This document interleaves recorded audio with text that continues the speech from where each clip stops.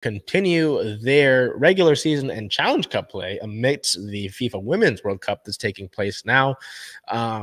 The Reign would close out their UKG Challenge Cup group play. They had already locked up the Western Division title last week when they beat the San Diego Wave by a score of 1-0. So this game largely didn't have much stake at all in it.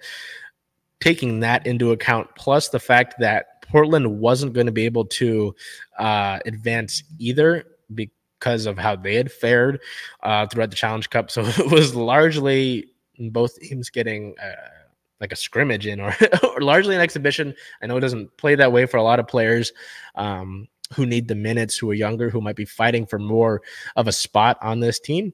But largely in terms of team stake, there wasn't much there. It was a 0-0 draw against the Portland Thorns on August 6th. Our play of the game, I kind of split it between Laurel Ivory and the team's back line. It was throughout the entirety of the Challenge Cup, the Reign did not allow a goal to be scored, which is a big deal. I mean, it's just a testament to the team's defensive play, and especially in a division with Portland, with Angel City, with San Diego, who have some good tacks. It's an impressive feat. So, as I mentioned, the Reign are the #1 seed in the Challenge Cup playoffs.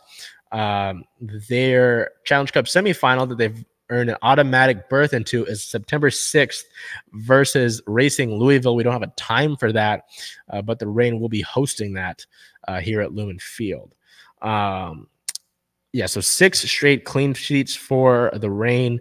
No goals allowed through Challenge Cup group play. It's a new record for consecutive shutout minutes, 675, which passes the Houston Dash. So really solid numbers there for that, which is, again, very impressive. But also on top of that, and again, I mentioned that we're in the midst of the FIFA Women's World Cup. It's a Challenge Cup match, which it tends to draw less because it's not regular season play. The Reign set an attendance record of 12,061. It's a Challenge Cup record for the club and a regular season single match record for the club. It's not an outright record for the club because of the playoffs. Record they set last year in the playoffs, but really impressive. I mean, for a game that had relatively low stakes, a Challenge Cup match, and one during the World Cup where the Reign are without their 8 international players representing their countries. It's really impressive, and it was great to see. It was also Seafair Weekend. I knew it was Seafair Weekend emphatically because you could hear the Blue Angels not the entire time, but most of the match, which was kind of annoying. But anyway, our photo of the match here by Liz Wolter. You can see Laurel Ivory in goal there. Another solid performance from one of the 2 backup Reign keepers, and you can see the fire in it. It's always a sucker for the fire. Again, it's not like there's too much to discuss from it, really. With these Challenge Cup matches in particular, you're largely seeing the Reign get players who have been depth, who are younger, who haven't really gotten the minutes before getting those minutes, and the Reign talked about in the offseason, really building this roster, not needing to add big signings in the offseason or big additions, rather just kind of bolstering their depth. And that's what we've seen perform here in the Challenge Cup. Younger players like Shea Holmes and Olivia von der Yacht getting these minutes, Elise Bennett up top.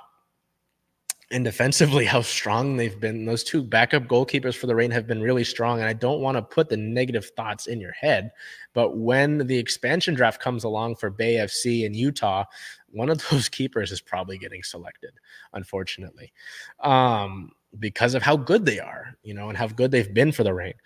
Again, don't want to think about it. We won't think about it. I apologize for even introducing the thought.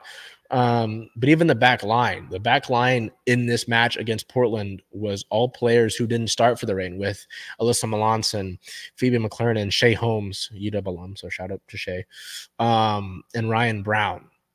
All of those players could arguably start for a good amount of other teams around the NWSL. So anyway, again, largely low stakes, but to get these minutes for these players is good. The Reign did sub on Sam Hyatt and Lou Barnes later into the match, 2 players who typically start on that back line. But again, point made. The injury report against Portland. 3 players were out. Nobody was questionable.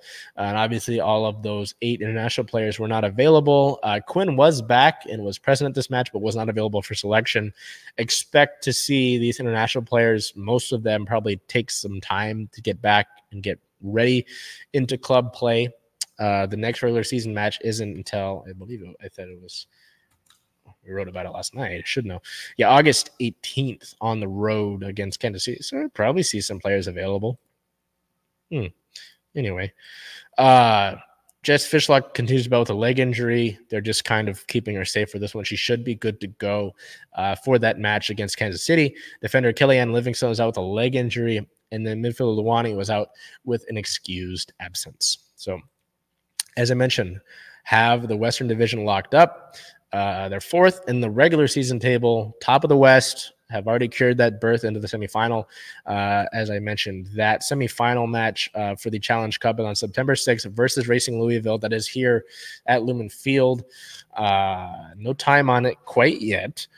And if the Reign were to win this match, they would go into the final on September 9th. And since they are the highest seed, they would host. That would be 1 day before the Seahawks play a game. Be interesting for the Conversion crew. So